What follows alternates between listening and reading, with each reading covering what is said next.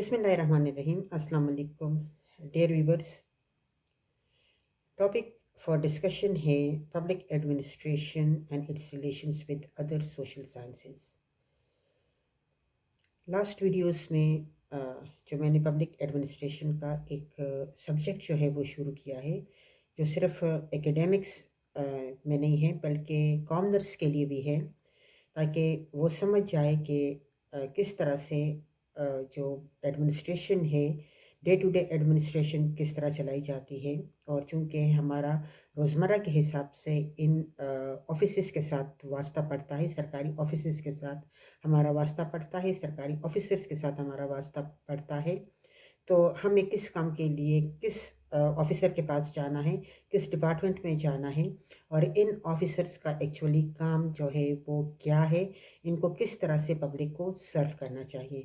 तो ये वो पॉलिसीज़ इम्प्लीमेंट करते हैं जो कि पब्लिक रिप्रेजेंटेटिव्स फॉर्मुलेट करते हैं। ये इसी तरह से इनको पॉलिसीज़ फॉर्मुलेशन में भी हेल्प करते हैं और उसकी इम्प्लीमेंटेशन भी ये लोग करते हैं। तो ज़ाहिर है चूँकि ये एक सोसाइटी से रिलेटेड सब्जेक्ट है, तो इसीलिए इसको हम सोशल साइंस के ग्रुप में डालते हैं, पब्लिक एडमिनिस्ट्रेशन को। और जो पब्लिक एडमिनिस्ट्रेशन करता है, क्योंकि उसका ताल्लुक जो है वो पब्लिक से है, और पब्लिक जो है वो एक पॉलिश टर्म है ऑफ द सोसाइटी।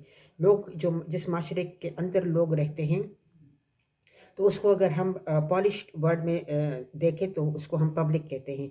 तो पब्लिक से मुतालिक जो है वो, या अपनी जो जॉब है उसकी जॉब से मुतालिक उसको तमाम चीज़ें जो है वो पता होनी चाहिए।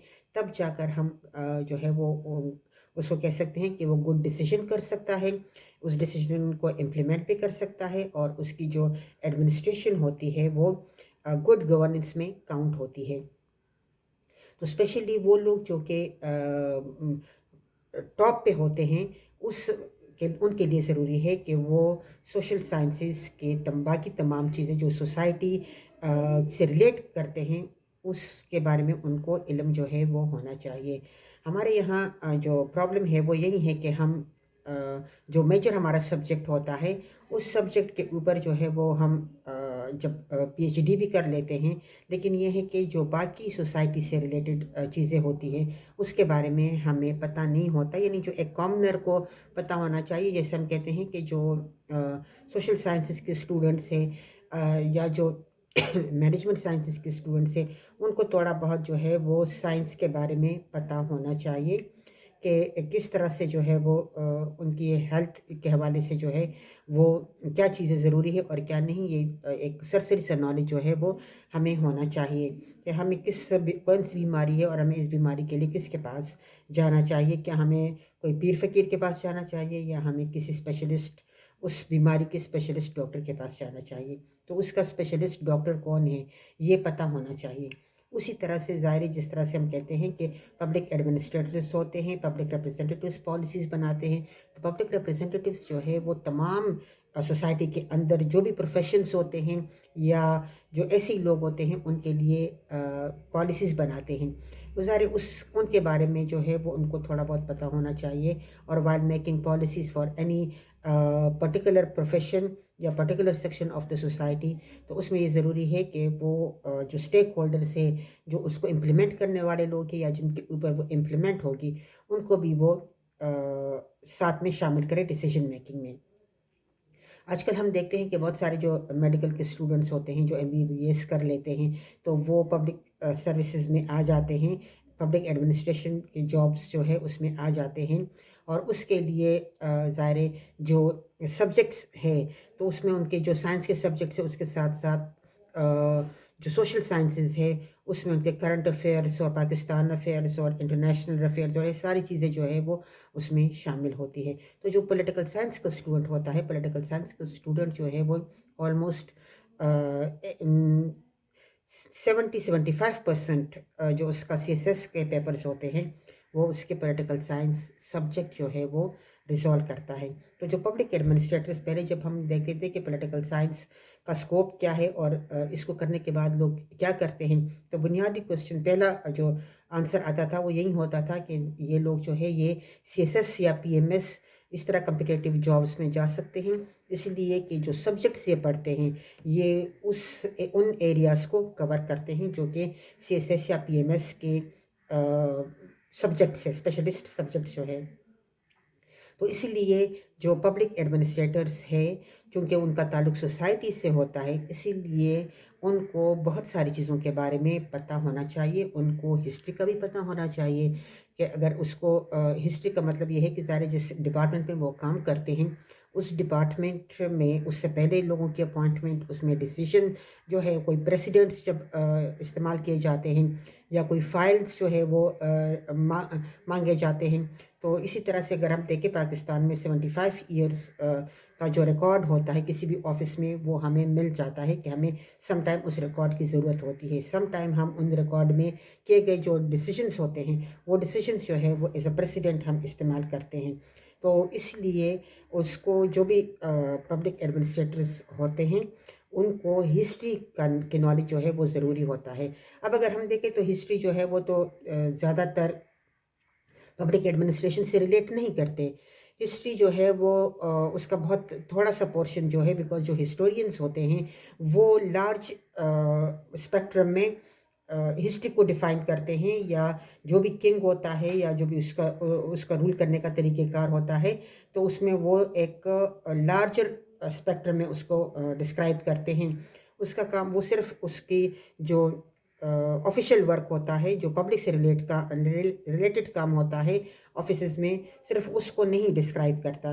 तो इसीलिए हिस्ट्री से जब हम पब्लिक एडमिनिस्ट्रेशन के हवाले से कोई चीज़ लेते हैं, तो हम जिस डिपार्टमेंट में काम करते हैं उससे जो रिलेटेड हिस्ट्री होती है उसके बारे में हम जानते हैं। जो रिकॉर्ड्स होता है, यानी जैसे जैसे हम कहते हैं कि ज़ाहिर 75 ईयर्स अगर ज़मीनों का कोई मसला है, कोई रेवेन्यू का मसला है, तो हम जो है वो पिछले रिकॉर्ड में, विरासत का मसला है तो हमें पिछले रिकॉर्ड में जो है वो जाना पड़ता है।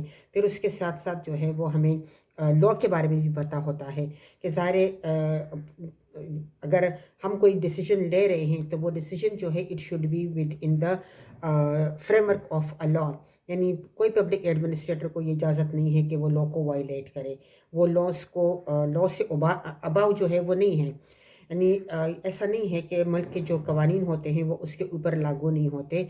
वो जो भी डिसीजन करते हैं, जो भी एक्टिविटी करते हैं with in the framework of law of the land जो है वो करते हैं। तो उस हवाले से उसको पता होना चाहिए कि जो भी एक्टिविटी वो कर रहा है, जो भी डिसीजन मेकिंग वो कर रहा है, जो इम्प्लीमेंटेशन पॉलिसीज़ की वो कर रहा है, या उसको जो थोड़ा बहुत डेलीगेटेड पावर्स जो है वो रूल्स मेकिंग की मिलते हैं, तो क्या वो अकॉर्डिंग टू द लॉ है या नहीं है। जिस सब्जेक्ट के मुतालिक वो डिसीजन ले रहा है, उस सब्जेक्ट के मुतालिक जो है वो असल में कानून क्या कहता है।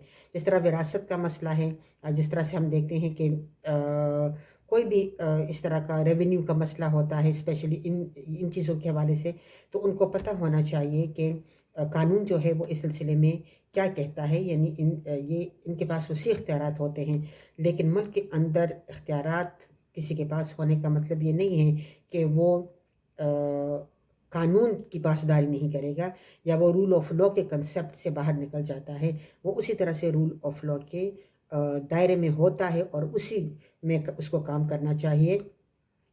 कोई चीज़ जो है, कोई डिसीजन इसका लॉ से रिपग्नेंट जो है वो नहीं होना चाहिए।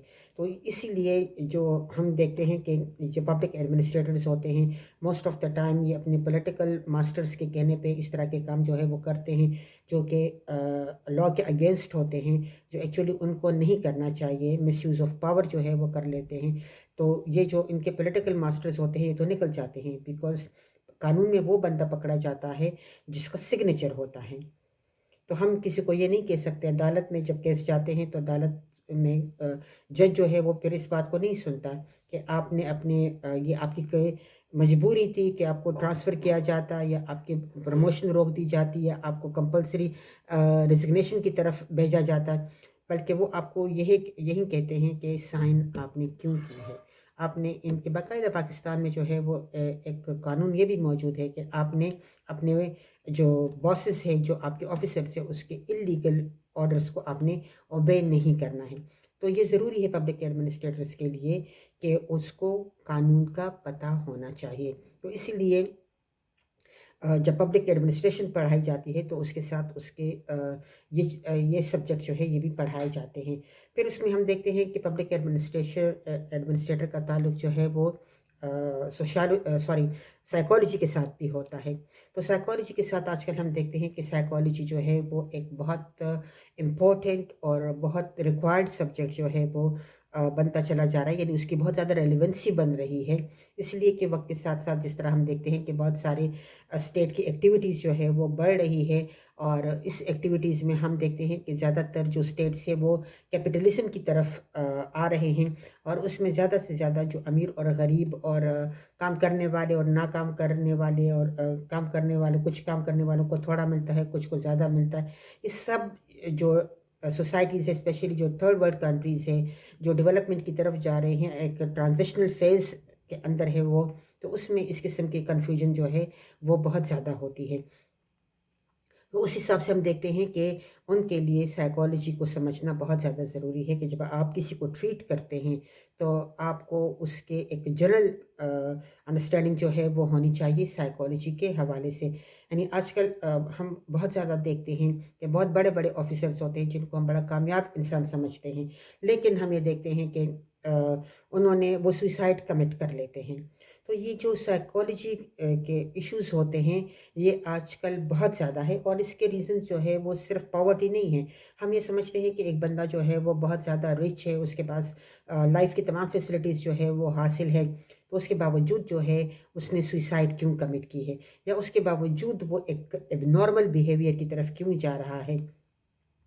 موسٹلی ہم جب سوئسائڈ کمٹ لوگ کرتے ہیں تو تب ہمیں پتہ چل جاتا ہے کہ ہاں وہاں پہ کوئی سائیکولوجیکلی ڈس آرڈرنس تھے. ادروائز اگر ہم اپنی سوسائٹی کے اندر دیکھیں تو ہماری سوسائٹی میں سارے جو ہے وہ نفسیاتی مریض ہے، اور نفسیاتی مریض جو ہے وہ کبھی یہ نہیں مانتا. کسی نفسیاتی ڈاکٹر سے ایک دفعہ میری ڈسکشن ہوئی تو وہ یہی کہتا تھا کہ میرا تو پرابلم جو ہے وہ یہی ہے کہ میرے پیشنٹ نہیں مانتے کہ ہم پیشنٹ ہیں.